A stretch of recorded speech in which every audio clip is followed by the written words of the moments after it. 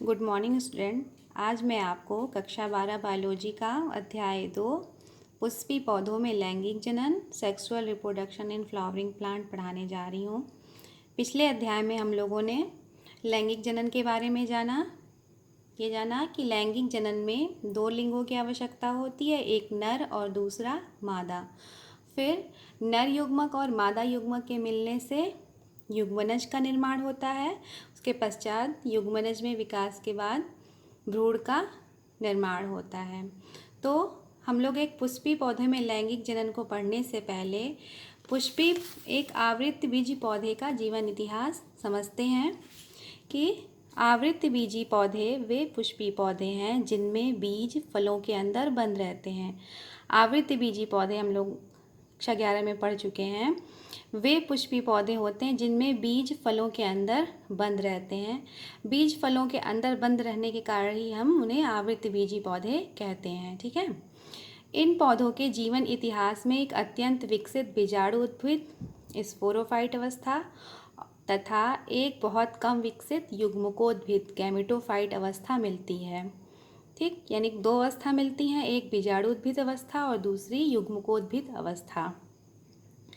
तो बीजाणु उद्भिद अवस्था या स्पोरोफाइट अवस्था के प्रत्येक केंद्रक में 2n गुणसूत्र होते हैं। इस कारण इसे द्विगुणित पीढ़ी डिप्लॉयड जनरेशन कहते हैं। युग्मकोद्भिद के प्रत्येक केंद्रक में n गुणसूत्र होते हैं, इस कारण इसे अगुणित पीढ़ी हैप्लॉयड जनरेशन कहते हैं। ठीक, ये दोनों पीढ़ियाँ जीवन चक्र में एक दूसरे के बाद आती रहती हैं। इसे हम पीढ़ी एकांतरण यानी कि अल्टरनेशन ऑफ जनरेशन कहते हैं। तो इस टॉपिक को आवृतबीजी पौधे के जीवन इतिहास को हम लोग इस चैप्टर के लास्ट में डिटेल में पढ़ेंगे। तो हम लोग को पढ़ना है पुष्पी पौधों में लैंगिक जनन।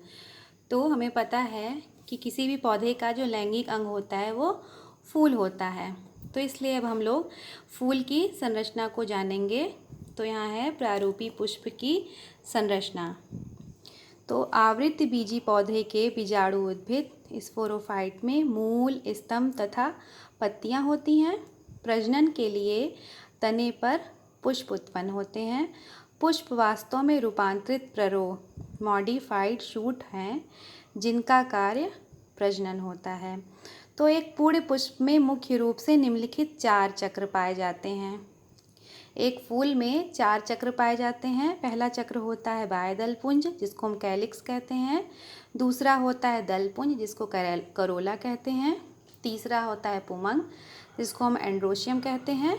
और जो चौथा होता है वो जायांग जिसको हम गाइनोशियम कहते हैं। उसमें जो बाह्यदल पुंज होता है वो सहायक चक्र होता है और बाकी पुमंग और जायांग जो होते हैं वो ऐसे नेसेसरी चक्र यानी कि आवश्यक चक्र होते हैं। ठीक, तो हम पहले पढ़ लेते हैं कि बाह्यदल पुंज के बारे में कि बाह्यदल पुंज क्या होता है जिसको हम इंग्लिश में कैलिक्स कहते हैं। यह प्रथम चक्र है। इसमें अनेक बाह्यदल सेपल्स होते हैं। उसके बाद दूसरा जो होता है वो दल पुंज होता है। यह दूसरा चक्र है। इसमें अनेक दल पेटल्स होते हैं। और फिर तीसरा है पुमंग एंड्रोशियम। यह तीसरा चक्र है। यह नर जननांग है। इसमें पुंकेसर स्टेमेंस होते हैं। और चौथा जायांग गाइनोशियम। यह चौथा चक्र है। यह मादा जनन अंग है। इस चक्र में एक या एक से अधिक अंडक या स्त्रीकेसर, कार्पेल और पिस्टल होते हैं। यहाँ देखिए एक फूल की संरचना दी हुई है, टीएस ऑफ ए फ्लावर। इसमें जो एक नीचे ग्रीन कलर का भाग दिख रहा है वो क्या है, पेडिकल। ये वो भाग है जहाँ से फूल तने से जुड़ा रहता है जिसको हम क्या कहते हैं, पुष्प वृंत कहते हैं। उसके बाद जो नीचे ग्रीन कलर की संरचना दिख रही है वो क्या है, कैलिक्स जिसको हम बाह्यदल पुंज कहते हैं। उसकी एक यूनिट को सेपल कहते हैं। ये पहला चक्र है।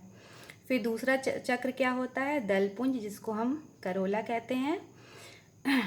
इसके एक यूनिट को हम पेटल कहते हैं। ठीक, तो इन पेटल के समूह को करोला यानी कि दल पुंज कहते हैं। और ये रंगीन होते हैं इसलिए इनका कार्य कीट पतंगों को अपनी ओर आकर्षित करना होता है। फिर जो तीसरा हमारा चक्र होता है वो है जायांग। जो तीसरा चक्र होता है वो पुमंग है, जिसको हम एंड्रोशियम कहते हैं, और ये नर जनन अंग होता है। ठीक है। फिर जो हमारा चौथा चक्र है वो गायनोशियम है, जिसको हम जायांग कहते हैं, और ये मादा जनन अंग होता है। ठीक है। ये भी 3 भागों से मिलके बना होता है। ऊपरी भाग को हम स्टिग्मा कहते हैं, मध्य के भाग को स्टाइल और नीचे के भाग को ओवरी, और इन तीनों से मिलकर पिस्टिल, स्त्री, केसर या अंडक बनते हैं। ठीक। फिर हम देखते हैं कि ओवरी में क्या क्या संरचनाएं होती हैं। तो ये जो ब्राउन कलर की गोल सी संरचना दिख रही है वो ओव्यूल होते हैं, और ओव्यूल जहाँ से जुड़े होते हैं वो प्लेसेंटा, और उसके खाली स्थान को हम लाक्यूल कहते हैं। तो इसमें जो बाह्य दलपुंज है यानी कि कैलिक्स, वो कैसा है, सहायक चक्र है, और एंड्रोशियम और गायनोशियम यानी कि जायांग और पुमंग आवश्यक चक्र हैं। ठीक। तो इसमें हम सबसे पहले क्या पढ़ेंगे, पुमंग के बारे में पढ़ेंगे, उसके बाद हम गायनोशियम यानी कि जायांग के बारे में डिटेल से पढ़ेंगे। देखिए, पुमंग को हम इंग्लिश में एंड्रोशियम कहते हैं। पुंकेसर या सूक्ष्म बीजाणु पर स्टेमिन या माइक्रोस्पोरोफिल कहते हैं। एक पुमंग में एक या एक से अधिक पुंकेसर होते हैं। पुंकेसर को हम सूक्ष्म बीजाणु कहते हैं। ठीक है। तो पुंकेसर या सूक्ष्म बीजाणु पर आवृत्त बीजी पौधे का नर जननांग है। इसमें परागकण अथवा सूक्ष्म बीजाणु, पॉलन ग्रेन या माइक्रोस्पोर भरे रहते हैं।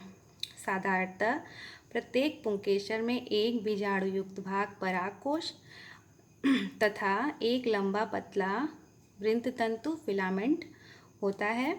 परागकोश में प्रायः 2 पालियां एंथरलोब होते हैं, जो एक महीन संयोजी द्वारा जुड़े होते हैं। संयोजी में संवहन बंडल होता है। प्रत्येक परागकोश पाली में प्रायः 2 प्रकोष्ठ यानी कि चैम्बर होते हैं, जिन्हें परागपुट या सूक्ष्म बीजाणुधानी यानी एंथर सैक, पॉलन सैक या माइक्रोस्पोरेंजियम कहते हैं। इस प्रकार प्रत्येक परागकोश में 4 सूक्ष्म बीजाणुधानियाँ माइक्रोस्पोरेंजिया होती है। यहाँ पे एक स्टेमिन का चित्र लिया हुआ गया है, जिसके 2 भाग होते हैं। ऊपर का बीजाणु युक्त भाग क्या कहलाता है, एंथर, और नीचे का पतला भाग फिलामेंट कहलाता है। ठीक। फिर एक एंथर में 2 लोब होते हैं, 2 एंथर लोब होते हैं, और वो एंथर लोब कनेक्टिव के द्वारा जुड़े होते हैं, और उन कनेक्टिव में संवहन बंडल होता है। ठीक।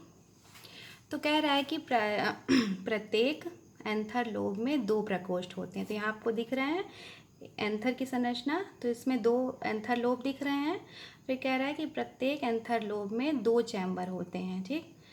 और इधर भी 2, तो एक एंथर में 4 प्रकोष्ठ माइक्रोस्पोरेंजिया होते हैं, और इसमें क्या भरे होते हैं, पॉलन ग्रेन्स भरे होते हैं। और ये जो पॉलन ग्रेन्स होते हैं वो किससे बने होते हैं, पॉलन ग्रेन मदर सेल से, या माइक्रोस्पोर मदर सेल में अर्धसूत्री विभाजन यानी मियोसिस डिवीज़न के पश्चात बनते हैं, इसलिए इसको हम मियोस्पोर्स भी कहते हैं। ठीक है। तो इसको हम पढ़ लेते हैं फिर से। साधारणतः प्रत्येक पुंकेसर में एक बीजाणु युक्त भाग परागकोश और एक लंबा पतला वृंततंतु फिलामेंट होता है। परागकोश में प्रायः 2 पालियां एंथरलोब होती हैं, जो एक महीन संयोजी द्वारा जुड़ी होती हैं। संयोजी में संवहन बंडल होता है। प्रत्येक परागकोश पाली में प्रायः 2 प्रकोष्ठ चैम्बर होते हैं, जिन्हें परागपुट, सूक्ष्म बीजाणुधानी, एंथर सैक, पॉलन सैक या माइक्रोस्पोरेंजियम कहते हैं। इस प्रकार प्रत्येक परागकोश में 4 सूक्ष्म बीजाणुधानियाँ माइक्रोस्पोरेंजिया होती है। ठीक।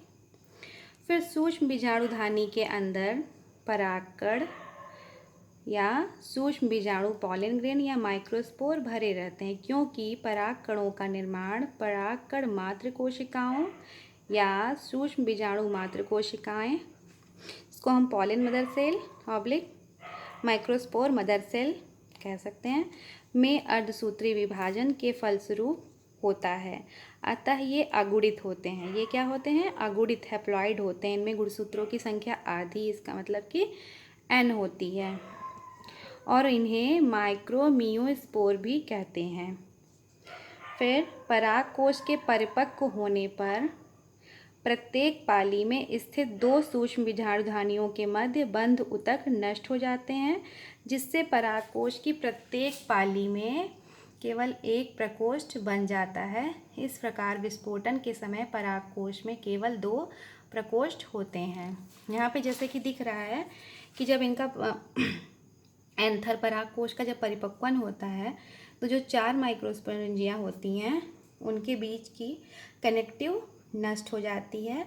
इस तो क्या होगा, इसके बीच का ये जो स्थान नष्ट हो जाएगा, तो प्रत्येक एंथर लोब में एक प्रकोष्ठ, 4 थे, अगर बीच का नष्ट हो जाएगा तो क्या बन जाएगा? 1 बन जाएगा। तो कह रहा है कि प्रत्येक एंथर लोब में एक प्रकोष्ठ बन जाते हैं। ठीक, तो ये तो थी पुंकेसर के विभिन्न भागों की संरचना और पुंकेसर की अनुपस्थित काट। अब इसके आगे के वीडियो में हम लोग परागकोश का विकास तथा सूक्ष्म बीजाणु जनन अथवा मतलब सूक्ष्म बीजाणु जनन के बारे में पढ़ेंगे। ठीक है, आज के लिए इतना ही। इसके आगे का हम लोग नेक्स्ट वीडियो में पढ़ेंगे। Thank you.